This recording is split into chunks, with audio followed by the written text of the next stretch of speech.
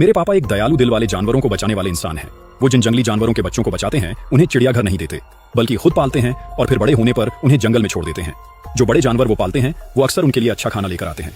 उन्हें खुद पर बड़ा गर्व होता है ये सोचकर कि हर चीज का एक रिश्ता होता है। लेकिन फिर किसी ने उनसे कहा, रमेश भाई, ये भालू तुम्हारा एहसान चुकाने नहीं आया, ये तुम्हें मारने आया है। ये अपने बच्चों को इसलिए लाया है ताकि वो खाना पहचान सके। मैंने इस भालू की जान बचाई है, ये मुझे खाने की कैसे सोच सकता है। रमेश भाई, क्या ये भालू हर बार खाना लाते वक्त तुम्हें गले लगाता है और लार टपकाता है? इसका मतलब है वो ये नाप रहा है कि तुम खाने लायक हुए हो या नहीं। अमित, तुम जरूरत से ज्यादा सोच रहे हो। अगर ये भालू सच में मुझे नाप रहा होता तो ये मुझसे लकड़ी कटवाता और काम क्यों करवाता? क्या ये तुमसे काम भी करवाता है? रमेश भाई, ये भालू जिंदा नहीं रहना चाहिए। ये शायद पहले भी इंसान खा चुका है, तभी ये इतना चालाक है। मैंने इसकी जान बचाई है, शायद ये मेरा एहसान चुका रहा है। इतना घबराओ मत। रमेश भाई, अगर आपको मुझ पर भरोसा नहीं है तो आज रात वो छोटा भालू जरूर आएगा। वो तुम्हारे लिए खाना मांगेगा, ये देखने के लिए कि तुम उससे सतर्क हो या नहीं।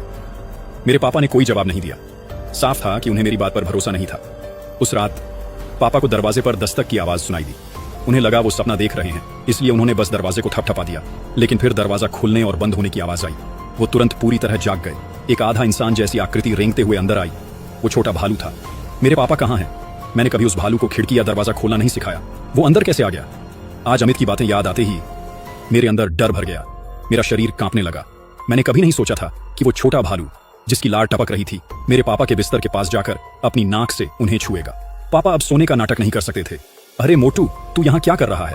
फिर उस छोटे भालू ने अपने मुंह में कुछ रखा जो दिखने में जिनसेंग जैसा था और उसे पापा के बिस्तर पर रख दिया। मोटू, ये मेरे लिए है। इतनी कीमती चीज देखकर पापा खुश हो गए।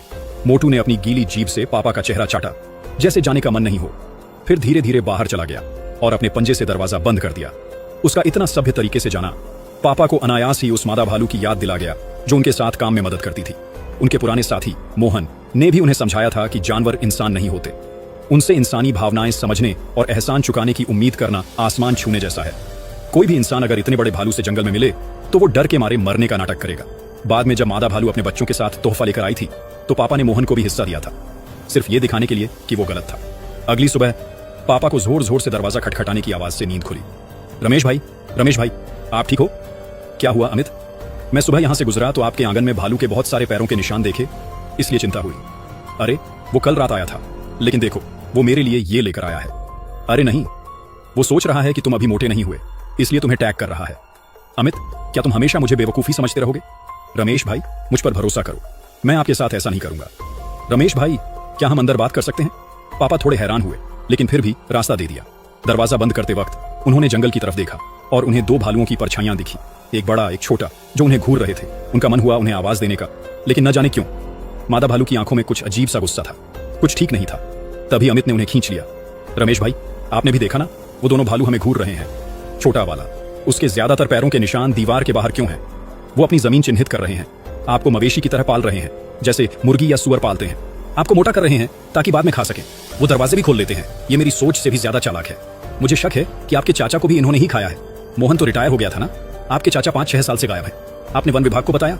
अगर वो 5-6 साल से गायब है तो इतने सालों से मेरे साथ काम कौन कर रहा था? मोहन को शायद पहले ही खा लिया गया है। जिसके साथ आप काम कर रहे थे वो भालू था, इंसान बनकर। दोनों डर गए। तभी अचानक दरवाजे पर जोरदार दस्तक हुई। दरवाजा खोलो रमेश, मैं मोहन हूं। मोहन हमेशा मुझे छोटू कहता था, आज वो मुझे पूरे नाम से क्यों बुला रहा था? दस्तक और तेज हो गई। रमेश, मादा भालू ने मुझे भेजा है, क्या तुम्हें उस पर भरोसा नहीं? पापा दरवाजा खोलने ही वाले थे, तभी अमित ने उन्हें कसकर पकड़ लिया। आपके चाचा मर चुके हैं, दरवाजा मत खोलिए। मोटू, तुम आ गए, जल्दी रमेश को बोलो, मैं ठंड से मर जाऊंगा। मोटू के आते ही दरवाजा जैसे टूटने लगा। दोनों के माथे पर पसीना आ गया। कुछ साल पहले मोहन को एक विशाल भालू ने मार दिया था और तब से वो भालू इंसान बनकर पापा को धोखा दे रहा था। रमेश, जल्दी दरवाजा खोलो, मैं जम जाऊंगा। अमित, मेरे कमरे में बंदूक है, बाद में संभाल लेना, मैं देखता हूं सच में मोहन है या नहीं। पापा ने दरवाजा खोला। बाहर एक आदमी और एक भालू खड़े थे। वो सच में मोहन और मोटू थे। रमेश, अगर मादा भालू के पैर में चोट नहीं लगती तो मुझे पता ही नहीं चलता कि शिकार करने वाले फिर से आ गए हैं। मैं तुरंत तुम्हें बताने आया। क्या? कौन है वो? अभी मारता हूं उसे। मैंने नीचे एक वांटेड पोस्टर भी देखा, नाम था अमित। वो नया रेंजर बनकर आया और कहता है कि जानवर इंसान खाते हैं, फिर रेंजर्स को नीचे भेज देता है और खुद शिकार करके पैसे कमाता है। इतने में अमित भी अपनी बंदूक लेकर बाहर आया। रमेश भाई, ये मोहन भालू है, इंसान बनकर आया है, इसकी बातों पर भरोसा मत करो। मोहन ने अमित को देखा और तुरंत उस पर हमला कर दिया। दोनों लड़ने लगे। पापा ने देखा कि मोटू अभी भी बाहर खड़ा है। उन्होंने उसे जाने का इशारा किया। अजीब बात यह थी कि मोटू ने अमित की तरफ देखा, सिर हिलाया और चला गया। पापा ने मुड़कर देखा, अमित का गला मोहन ने दबा रखा था। उसका चेहरा लाल हो गया था। तुम दोनों लड़ना बंद करो, बात करके सुलझाओ। रमेश भाई, आपने इस भालू को घर में कैसे आने दिया? आजकल लोग साइंस पर भरोसा करते हैं, तुम्हारी कहानियों पर नहीं। बस करो दोनों, मैं वन विभाग को फोन करता हूं, सच पता चल जाएगा। यहां नेटवर्क नहीं है, टावर खराब है। मुझ पर भरोसा करो, मैं आपके साथ चलकर ठीक कर दूंगा। हाँ, कौन जाने तुम रमेश को मारना चाहते हो। रमेश भाई, संभल कर रहना, मैं खुद जाकर टावर ठीक करता हूं। इतना कहकर अमित चला गया। वो कमीना अभी भी तुम्हारे पीछे पड़ा है। मोहन, मादा भालू ठीक है? उसके पैर में गोली लगी थी, बहुत खून बह रहा था। कहां है वो? मैं पट्टी कर दूंगा, नहीं तो मर जाएगी। वो ठीक है, मैंने उसका इलाज कर दिया है। रमेश, कुछ खाने को है? सुबह से कुछ नहीं खाया। ये कहते हुए उसकी नजरें लालच से पापा पर टिकी थी। अचानक उसने मुंह खोलकर पापा पर हमला कर दिया। अब पापा को पूरी तरह अमित की बात पर यकीन हो गया। उन्होंने तुरंत चाकू निकाला और मोहन पर वार किया। मोहन दर्द से चीखा और दूर जा गिरा। पापा मौका देखकर भागे। जैसे ही बाहर पहुंचे, मोटू सामने खड़ा था, घूर रहा था। तभी घर के अंदर से भालू की जोरदार दहाड़ आई। उस दहाड़ में जैसे कोई आदेश था। मोटू ने तुरंत दांत निकाल लिए, हमला करने को तैयार। पापा ने जल्दी से दरवाजा बंद किया और मादा भालू को रोकने लगे। तब तक मोटू उनके पास पहुंच चुका था। पापा ने पूरी ताकत से फावड़े से उसके सिर पर वार किया। मोटू दर्द से पीछे हट गया। पापा इस मौके का फायदा उठाकर भाग गए और गेट बंद कर दिया। वो भागते रहे। आखिरकार सिग्नल टावर के पास पहुंचे। टावर गिरा हुआ था और पास में बड़े और छोटे भालू के पैरों के निशान थे। साफ था, टावर को भालुओं ने गिराया था। तभी पीछे से फिर दहाड़ सुनाई दी। पापा फिर जान बचाकर भागे। कुछ दूर जाकर उन्हें अमित मिला, जो टावर ठीक करने आया था। दोनों बिना कुछ कहे भागने लगे। घर पहुंचते ही दरवाजे खिड़कियां बंद की। तभी जोर जोर से दरवाजा पीटा जाने लगा। हर वार के साथ आवाज बढ़ती जा रही थी, जैसे दरवाजा टूट जाएगा। दोनों ने भारी सामान लगाकर दरवाजा रोक दिया।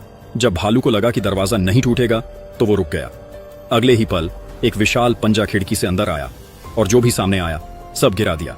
कुछ टूटने की आवाजें आईं। फिर वो पंजा धीरे धीरे खिड़की का हैंडल ढूंढने लगा। तभी अमित ने अपनी बंदूक से उस पर कई गोलियां चला दी। भालू दर्द से जोर से दहाड़ उठा। अगर कहानी ने आपको 1 सेकंड के लिए भी डराया है तो वीडियो को लाइक करो, चैनल को सब्सक्राइब करो और कमेंट में लिखो मैं तैयार हूं, क्योंकि अगली कहानी इससे भी ज्यादा खतरनाक होने वाली है।